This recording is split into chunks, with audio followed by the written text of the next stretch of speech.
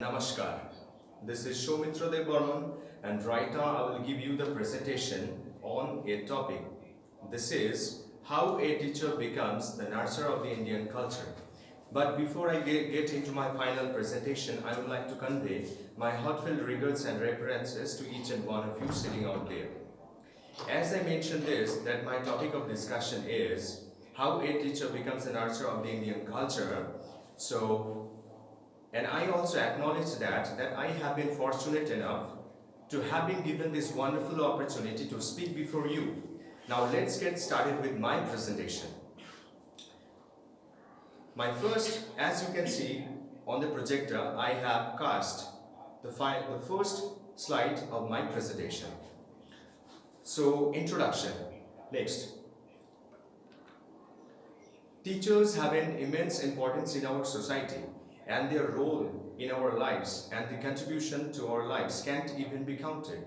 The role of a teacher is to make a man perfect and also make him capable enough to look after the whole society. Because at the end of the day, the crucial responsibility of creating an ideal person is surely vested in an ideal teacher. And in our society, we have a lot of different professions.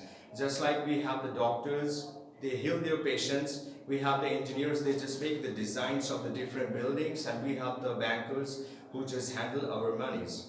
But on the other side, the teaching profession has completely a substantive entity, and its role encompasses that of an instructor, role model, friend, and a confidant simultaneously. So moving on to my next slide. On the projector you can see that I have cast there the second slide of my presentation. This is role of a teacher in making a disciple. I believe that a teacher deserves to be the best role model in any of his disciples' life, since he directs the right path to the whole mankind, and then after that we all can proceed further, because a teacher instills the knowledges, kindles the inspiration, and simultaneously he just enthuses his or her disciples to find a proper purpose in life. Besides, today's teacher is also solely responsible for enabling and empowering his or her students to emerge as a competent youth and ready to take on the challenges of the rapidly changing world. So hence we can say that it is imperative that the teachers are consistently upgrades his or her knowledges in order to change or enhance the quality of the teaching. So in this context, I can also say this: if the quality of the teaching is good and the commitment of the teachers is high, then surely the pride and the standard of the institution is gonna rise. So moving on to my next slide. On the projector, as you can see that I have cast the third slide of my whole presentation. This is raising the moral values. At home, when we were the kids, our parents just taught us, many kinds of social and the moral values.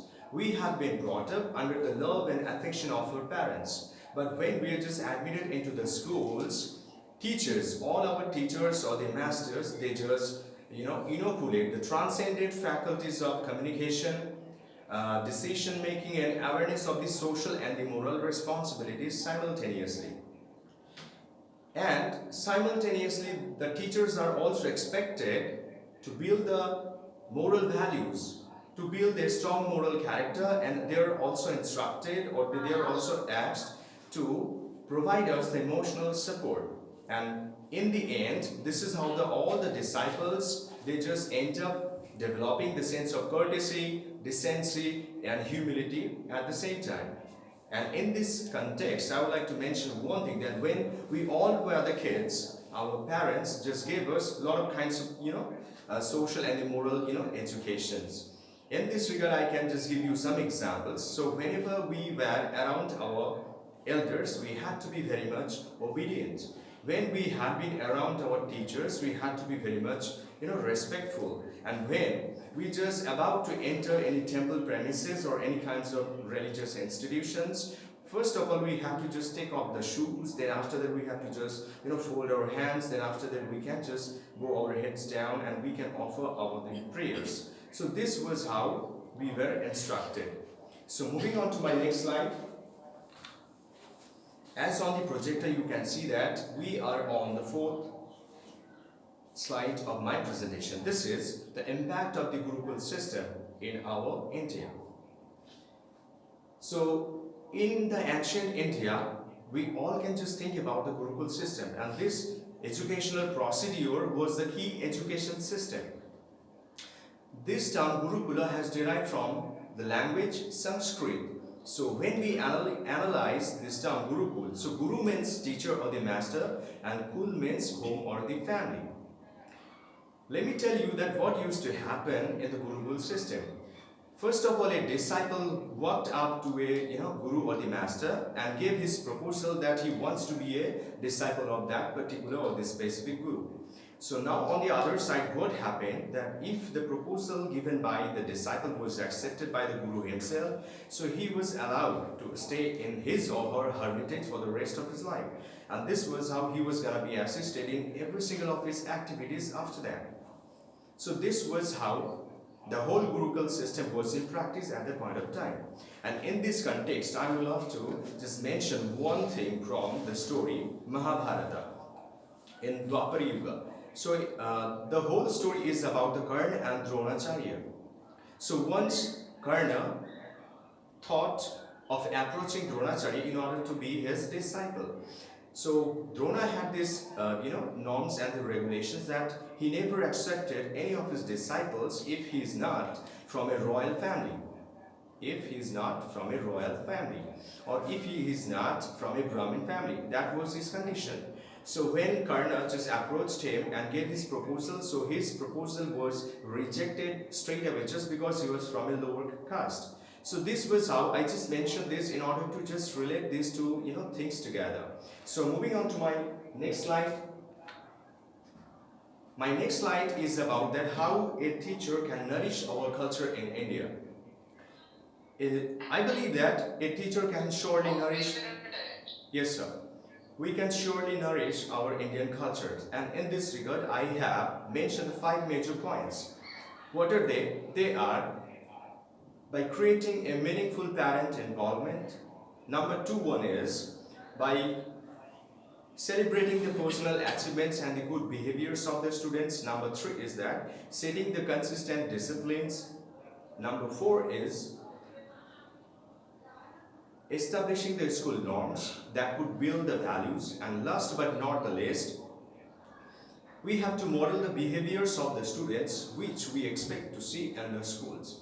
So I think that if you just follow these kinds of steps, or with these kinds of procedures or the principles in our school culture, so surely a teacher can nourish our Indian culture. So let me just move on to my last and the final slide of my presentation. This is conclusion.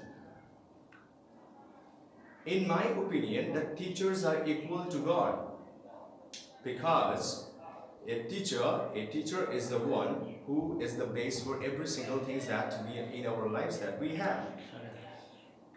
Teachers, we have the doctors that heal the patients. We have the engineers that just make the designs, that make the roads, and any other things were made by the engineers as well. But in the end, it all goes back to the teachers, right? Because just think about it, just if there were no such teachers, then how would anybody know all these kinds of things? It must have been a person who just taught, a person that how to just do all kinds of stuff.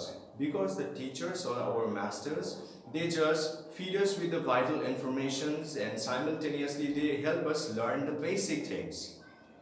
And the teachers, the context of the teachers go back to the ages of Ramayana and Mahabharata simultaneously. And in this regard, undoubtedly, I believe that the teachers or the master play an important role in our lives, and they are the ones who just create the engineers and the doctors in the first place. Thank you, sir. This is all about my presentation, and right now I'm just done. Thank you so much.